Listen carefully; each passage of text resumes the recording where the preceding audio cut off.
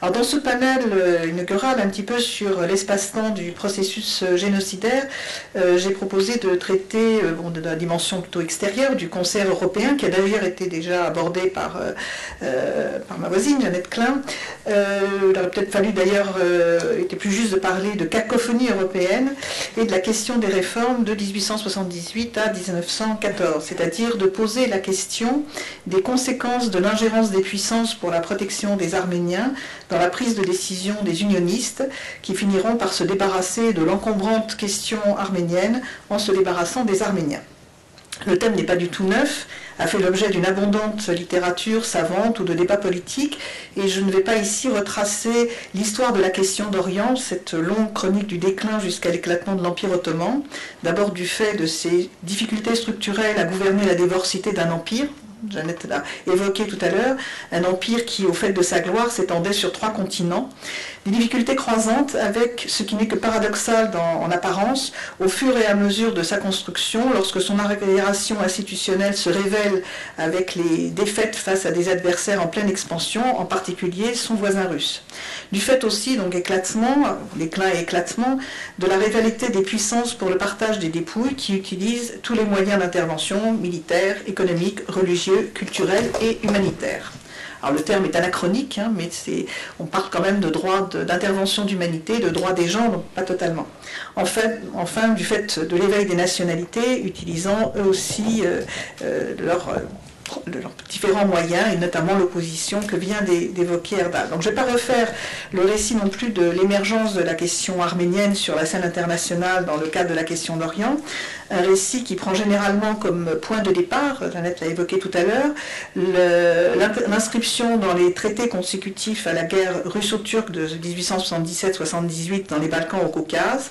C'est en effet après la défaite ottomane que le traité de San Stefano de mars 78 prévoit dans son article 16 une autonomie administrative de l'Arménie sous la garantie des forces d'occupation russes, avant que l'article 61 du traité de Berlin, 3 mois après, en juillet 1878, négocié sous l'égide de l'honnête courtier Bismarck, ne se contente d'un vague engagement de la Porte, sous la surveillance conjointe des puissances, à réaliser, je cite, réaliser sans plus tarder les améliorations et les réformes qu'exigent les besoins locaux dans les provinces habitées par les Arméniens en vue d'assurer leur sécurité contre les exactions des Circassiens et des Kurdes. Donc on est passé en 3 mois d'autonomie administrative à amélioration et réformes. La rivalité entre les puissances garantissait surtout l'inefficacité de la surveillance. On sait que pour prix de leurs bons services, l'Angleterre et l'Autriche-Hongrie vont aller recevoir par des conventions secrètes un protectorat sur Chypre et la Bosnie-Herzégovine, source de conflits à venir, là encore, jusqu'à aujourd'hui. De 1878 à 14, le rappel des promesses de réforme de Berlin constitue le refrain récurrent du concert européen. Tout comme sont récurrentes les manœuvres dilatoires de la Porte et du sultan pour éviter leur mise en œuvre, atermoiements variés ou intimidations allant jusqu'au massacre à l'encontre des Arméniens suspects de séparatisme désormais et dont la situation s'aggrave sur le terrain, on l'a évoqué tout à l'heure, notamment du fait des changements démographiques à la suite de l'arrivée en masse des réfugiés musulmans des Balkans et du Caucase. Un de mes étudiants qui a travaillé sur aussi la situation des Caucasiens à la période républicaine, donc montrait comment, en faisant la cartographie des installations, montrait comment ces installations au début un peu n'importe comment, s'étaient ensuite établies en arc de cercle autour des provinces arméniennes d'un côté et de l'autre côté autour de la capitale de Constantinople, ce qui est déjà aussi un projet implicite. Enfin, donc c'est à la suite de cette aggravation de la situation, des pétitions ou un début d'autodéfense encouragés par les premiers partis politiques vont ouvrir un cycle de répression et de protestation des puissances avec de nouveaux projets de réforme. En 1880, protocole de Londres, en mai 1895, un mémorandum, en septembre 96, une note des puissances, et enfin en février 14, à la veille de la guerre. Ce dernier plan, lancé à l'initiative de la Russie, est soumis à la conférence des ambassadeurs des puissances signataires du traité de Berlin, et malgré l'opposition de l'Allemagne et de l'Autriche-Hongrie, qui préconisent, comme les jeunes Turcs, de s'en remettre à un projet plus global de réforme générale, ce plan est adopté à la veille de la guerre. Les provinces arméniennes, c'était quelque chose de très connu, vont être divisées finalement en 2 secteurs où l'application des réformes sera surveillée par 2 représentants de pays neutres, un Hollandais et un Norvégien, qui n'auront pas le temps d'arriver sur place ou très peu, enfin leur mission sera stoppée dès le début de la guerre. C'est ce dernier projet, présenté par l'ennemi héréditaire. Il y a une douzaine de guerres entre l'Empire ottoman et la Russie depuis le XVIIIe siècle. Alors que les dirigeants jeunes turcs sont encore sous le coup de la perte traumatique des territoires africains de Tripolitaine et surtout des Balkans, et que la question d'Orient se déplace désormais en Anatolie, dernier bastion impérial à préserver coûte que coûte. Donc c'est ce dernier projet de réforme, qui est toujours le même en fait, mais de plus en plus édulcoré, qui sont considérés comme des facteurs ayant déterminé ou de moins pesé fortement sur la décision de solution finale. Et le terme n'est pas anachronique, il est utilisé à l'époque. Donc la radicalisation, on explique la radicalisation du pouvoir jeune turc par ce dernier plan, au moment où la question se focalise dans une région plus étroite, l'Arménie, une partie des provinces arabes, donc le Syrie-Liban. L'un des sujets de débat entre historiens est celui du moment de la décision et du sens des massacres précédents. Les massacres hamidiens, qu'on a évoqués aussi, de 1894-96 et de 1909. Donc, je pense qu'on ouvrira peut-être le débat là-dessus. S'agit-il d'une même visée génocidaire sous des régimes différents que le contexte de guerre totale permet de mettre en œuvre définitivement après des répétitions générales, ou bien d'un changement de nature radicale? Alors pour apporter des éléments au débat, je voudrais rappeler la volonté d'effacer les traces de l'Arménie sur les cartes même à l'époque d'Abdulhamid. Alors il y a déjà eu la réforme des vilayettes qui en fait donc des provinces, la création de nouveaux départements dont le nom se fait référence au chef-lieu et non plus à des noms de nations, l'Arménistan, le Kurdistan, comme c'était le cas jusqu'au milieu du XIXe siècle. Donc outre ces traces effacées par la réforme territoriale, on peut évoquer la censure exercée par exemple contre le matériel scolaire. Ainsi, de retrouver dans les archives de l'Alliance israélite universelle des regrets des directeurs des écoles de l'Alliance que les cartes géographiques envoyées de France ou le dictionnaire Larousse envoyé de France pour les écoliers soient refoulés à la douane parce qu'ils portent la mention d'Arménie. Donc ça dès les années 1890-92, donc avant les grands massacres. Donc il y a une volonté déjà d'effacer la trace de la nation. Ça rejoint le débat parce que posait Jeannette sur la construction de l'identité du nouvel État. Alors, dans ce panel, donc, je disais sur le temps et l'espace du processus génocidaire, je pense qu'il convient effectivement de parler de processus et de dynamique qui s'enclenche et s'accélère.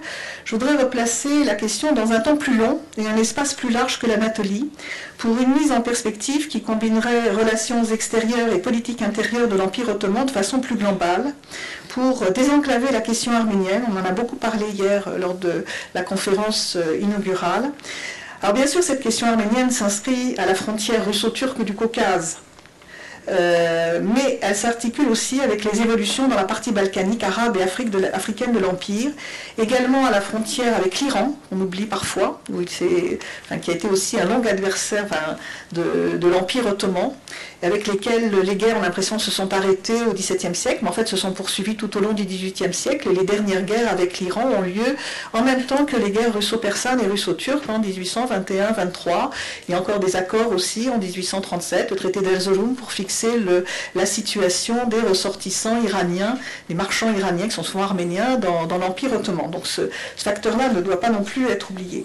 Sans compter les événements qui concernent les puissances européennes, dont la Russie sur d'autres fronts, les conflits entre elles, les changements d'alliance, l'expansion coloniale.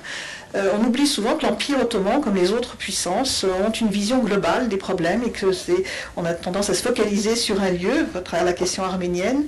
Mais comme pour les guerres mondiales notamment, par exemple la Première Guerre, dont Annette est une des grandes spécialistes, ne se résume pas à la guerre des tranchées à Verdun et dans la Somme. Et on a un peu tendance à oublier d'autres fronts considérés comme secondaires, mais aussi la vision globale des dirigeants des empires et surtout de ces empires. Et leur vision globale qui regarde ce qui se passe à côté et éventuellement à la frontière même, mais beaucoup plus loin. Alors l'intérêt, bien sûr, il y a un intérêt sans conteste de la micro-histoire qu'a évoqué hier Raymond Kevorkian, mais aussi, pour reprendre une terminologie actuelle, un petit peu, contester aussi, mais de l'histoire globale, de l'histoire connectée, de l'histoire comparée, transnationale, même si ce n'est pas tout à fait nouveau. Et c'est particulièrement vrai pour les Arméniens qui sont partagés entre trois empires, qui ont chacun des intérêts sur plusieurs fronts. Ce sont des très grands empires. De ce point de vue, ce que je voudrais proposer, c'est que si 1878 constitue l'acte de naissance officiel de la question arménienne, est-ce que c'en est vraiment le début? Car si on prend en compte l'impact de la réitération des plans de réforme sur le génocide, on peut aussi soulever la question des effets cumulés.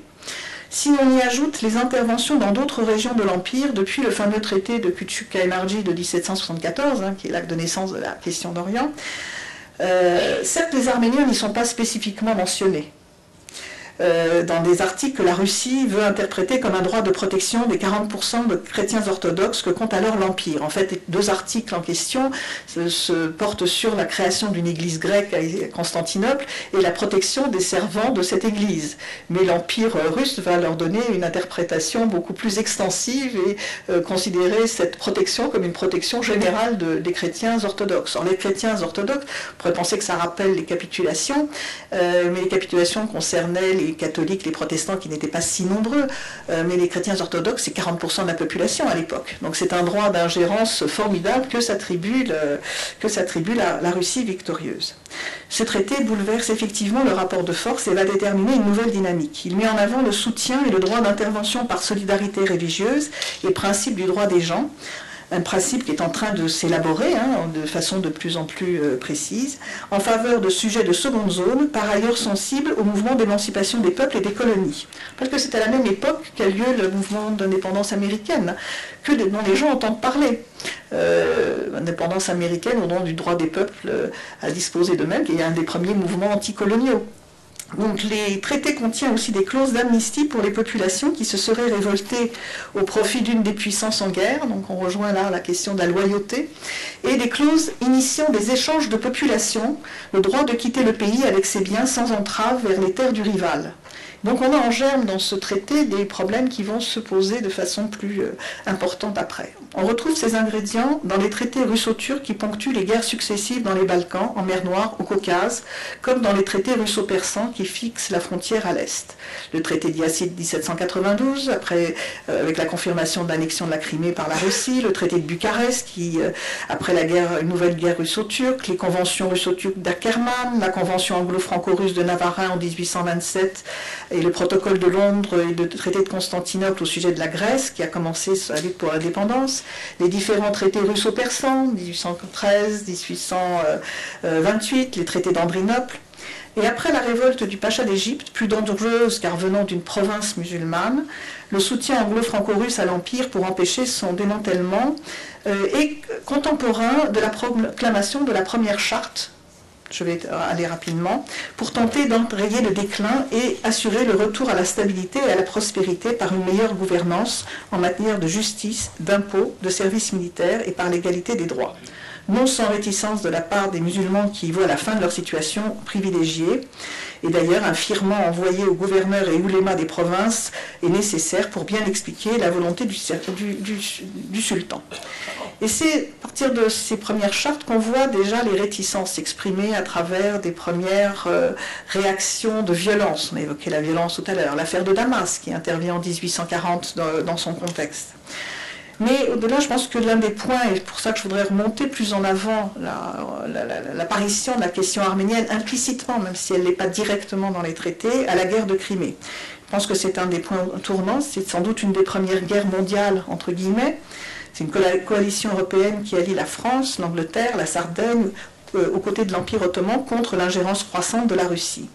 Pour devancer la demande extérieure, la demande européenne, il y a déjà des massacres d'Arméniens d'ailleurs à ce moment-là. Une nouvelle charte est proclamée juste avant la signature du traité de Paris, ce qui permet au sultan de dire, eh bien, voyez, j'ai octroyé dans ma constante sollicitude pour le bien-être de mes sujets, j'ai octroyé à nouveau une charte d'égalité des droits. Et ce qui est intéressant, c'est, disons, les instructions aux diplomates qui devaient préparer ce traité, et avant cela, la conférence de Vienne qui la préparait, où ces instructions aux diplomates ottoman était de dire, eh bien, il faut devancer pour ne pas se faire imposer et temporiser en même temps, et il faut que les sujets à qui on octroie ces droits nous soient reconnaissants au sultan et non pas aux provinces, aux puissances européennes.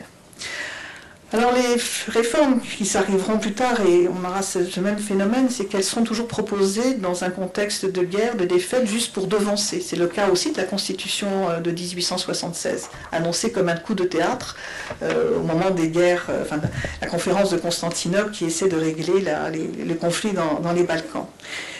Alors c'est ce que je voudrais, donc les autres réformes qui s'en suivent sont un petit peu une conséquence de cela. Outre que ces réformes ne seront jamais vraiment appliquées, elles arrivent trop tard, enfin pour les uns, elles sont trop pour les uns, trop peu pour les minorités. On est à un moment où l'idée d'égalité cède le pas à la concurrence asymétrique de projets nationaux, je ne vais pas revenir là-dessus, mais je voudrais juste soulever la question de l'effet cumulé de ces différentes interventions, pas seulement pour les Arméniens, mais pour les dirigeants des jeunes Turcs à la fin. Parce que, bien sûr, il y a les interventions arméniennes qui sont directement, mais il y a tout ce qui a présenté, qui a précédé, et donc la mémoire des autorités n'est pas courte. Et donc à chaque fois, ça a été des projets humiliants qui ont été, même s'ils ont été devancés par des chartes, des atteintes à la souveraineté. Donc quel est l'effet cumulé de la mémoire de ce passé d'intervention, de la tendance habituelle à rejouer les guerres précédentes, de la temporisation de plus en plus radicale encouragée par l'inertie face au massacre, parce qu'en même temps ces demandes d'intervention sont de plus en plus molles, et la tentative de les repousser de plus en plus forte. Et quand l'Empire ottoman se rétrécit et quand la question des minorités se réduit dans un empire contracté sur des territoires très localisés, on disait tout à l'heure que c'était des territoires très convoités. Oui et non, ce n'est pas des territoires prioritaires, ni pour la Russie, ni pour... mais ça s'est réduit là. Et on peut se demander s'il n'y a pas, donc, outre le changement de la gestion de la différence, s'il n'y a pas, disons, une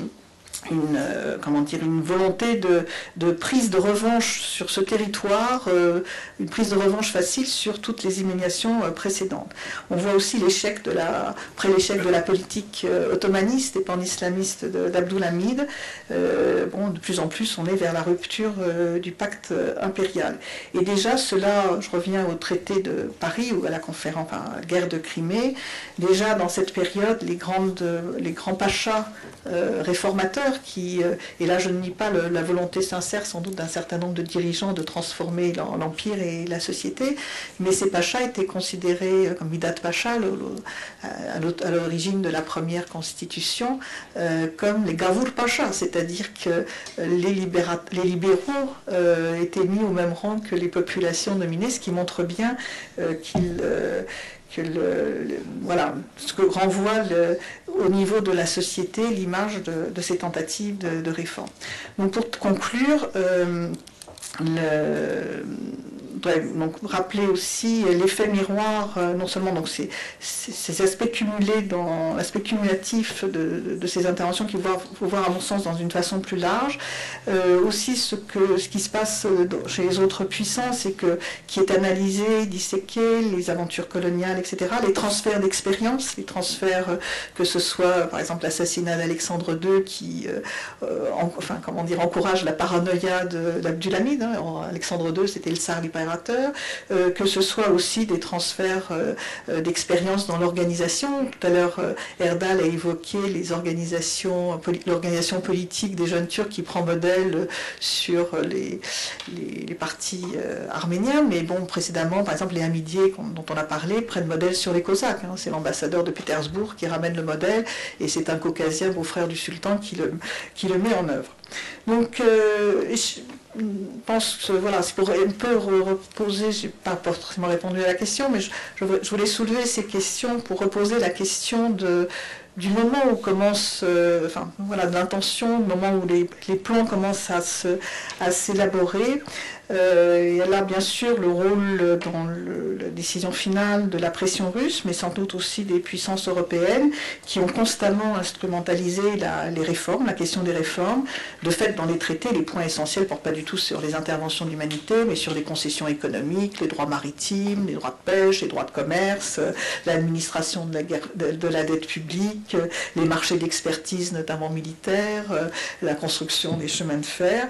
Donc, l'échec de ces interventions, finalement, pas si un petit peu en anglais, un peu de lip service, et la répétition des massacres de plus en plus massifs en réponse, mais massacres en toute impunité, constitueront un test bien compris peut-être, et donc je pense replace peut-être les massacres et les violences précédents dans une autre perspective. Je vous remercie.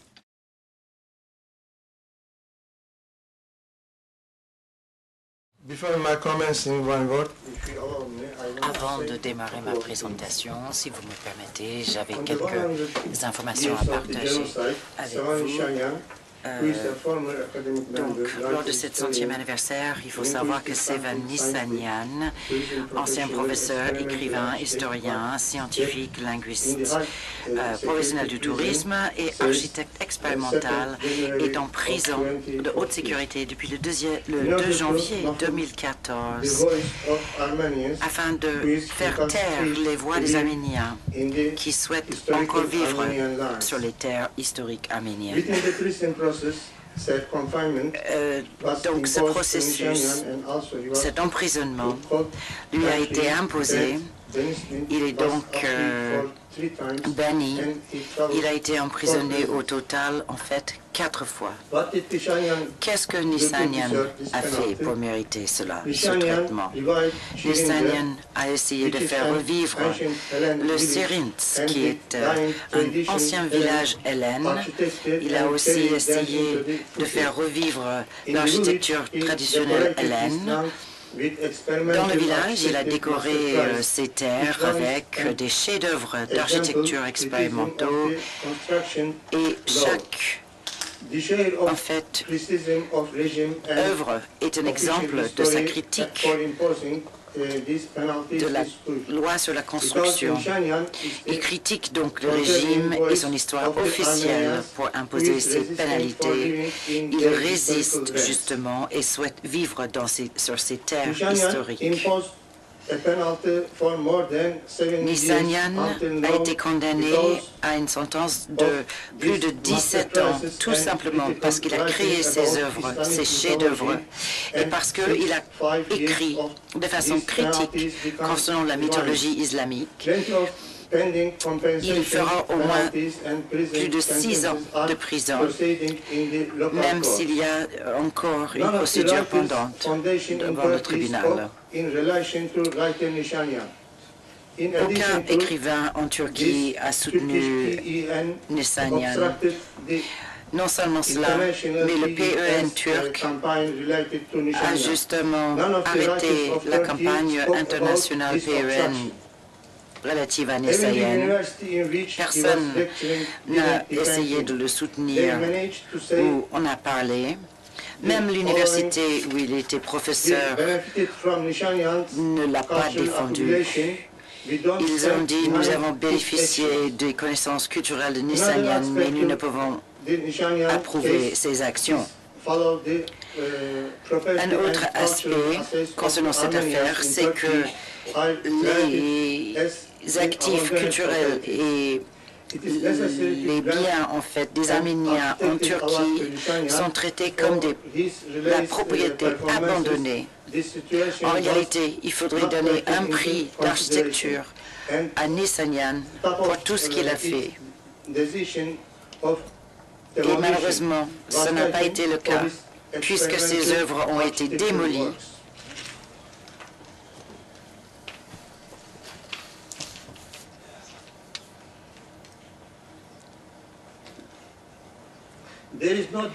Il n'y a pas de différence entre l'idée d'interdire des livres, de brûler des livres et envoyer cet écrivain en prison et de démolir justement ces chefs-d'œuvre de Nissanian avec des bulldozers.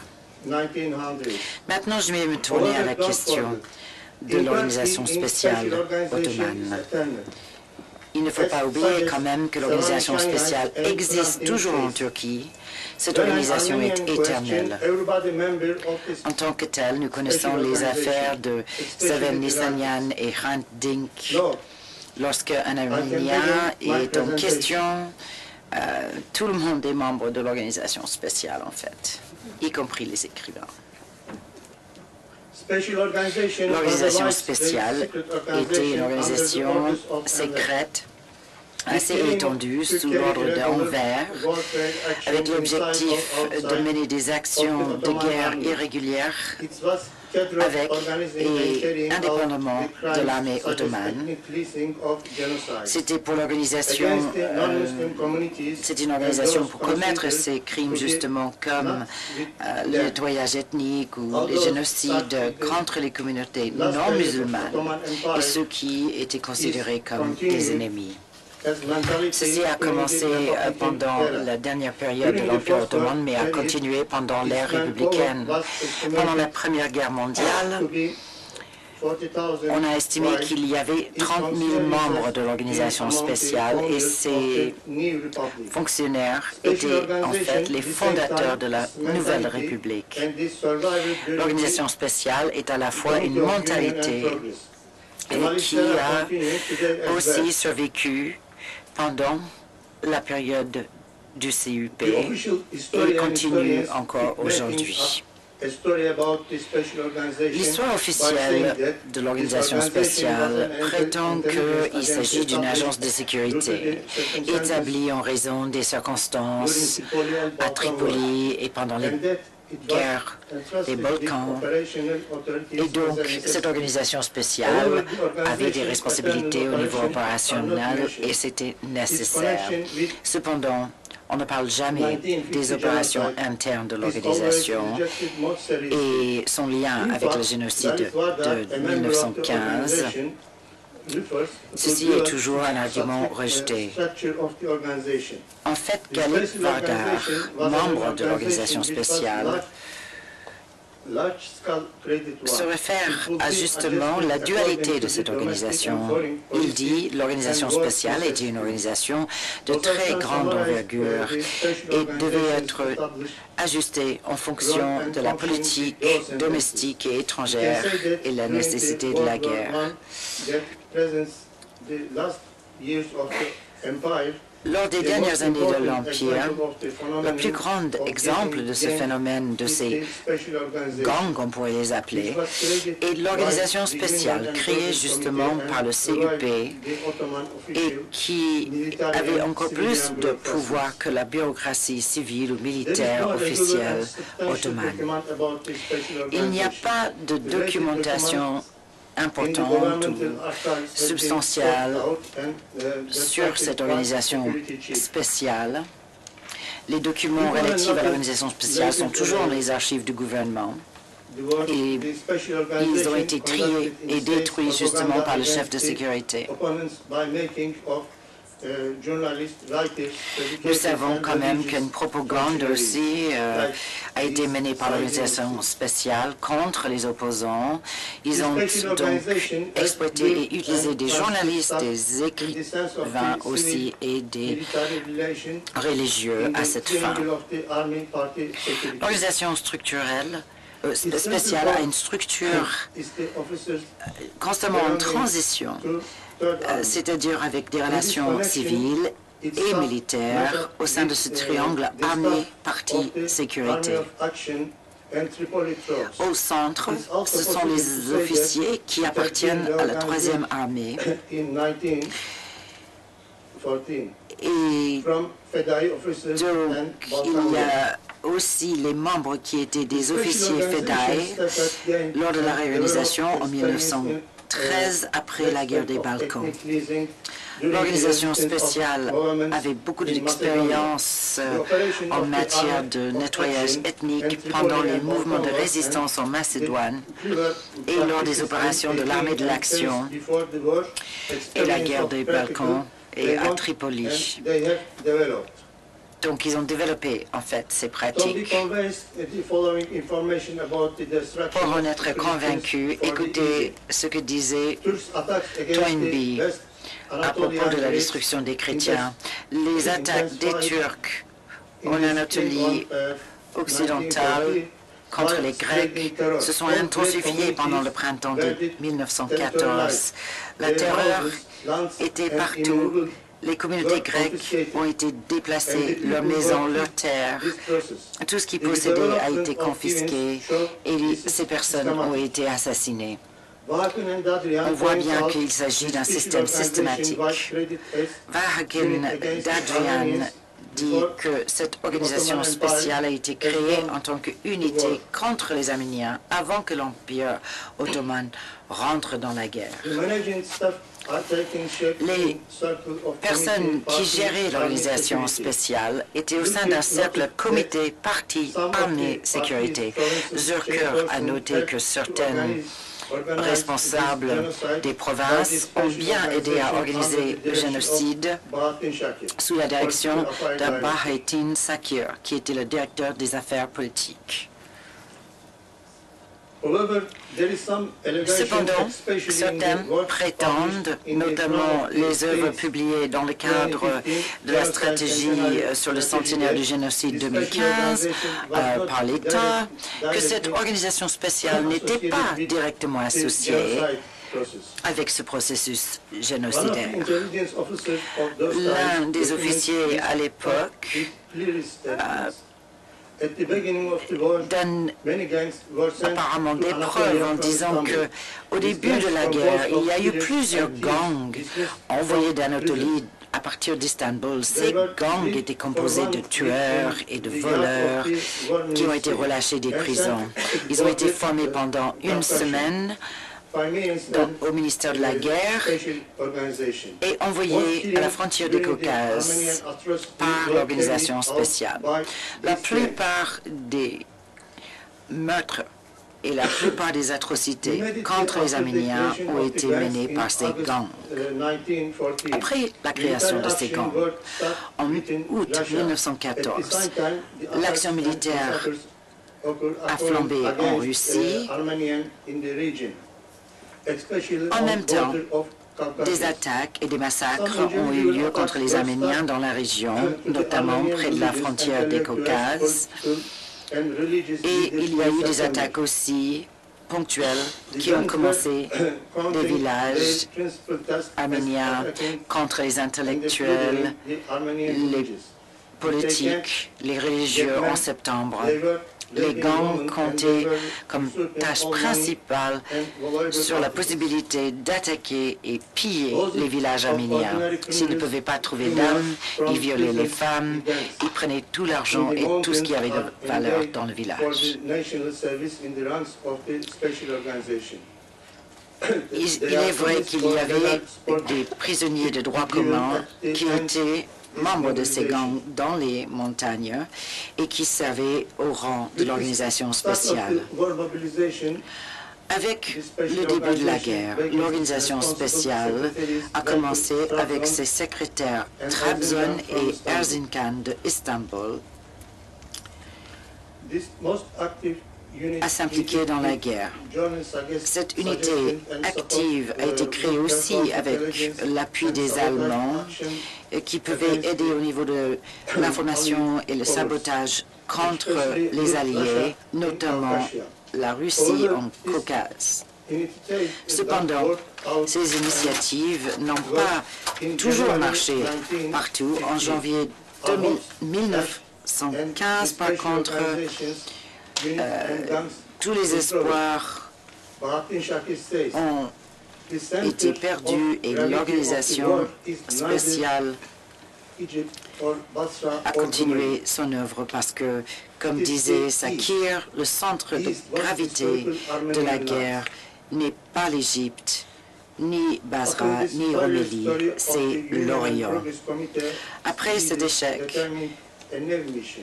le CUP a décidé qu'il fallait une nouvelle mission pour l'organisation spéciale avec l'assistance de Dr Sakir, c'est-à-dire éliminer les Arméniens à travers toute la Turquie et surtout sur les terres historiques des Arméniens. Merci. Merci beaucoup pour cette présentation et de nous avoir rappelé d'ailleurs que nous sommes citoyens du monde où on voit encore des massacres, des meurtres et que nous ne recherchons pas toujours le meilleur pour l'homme.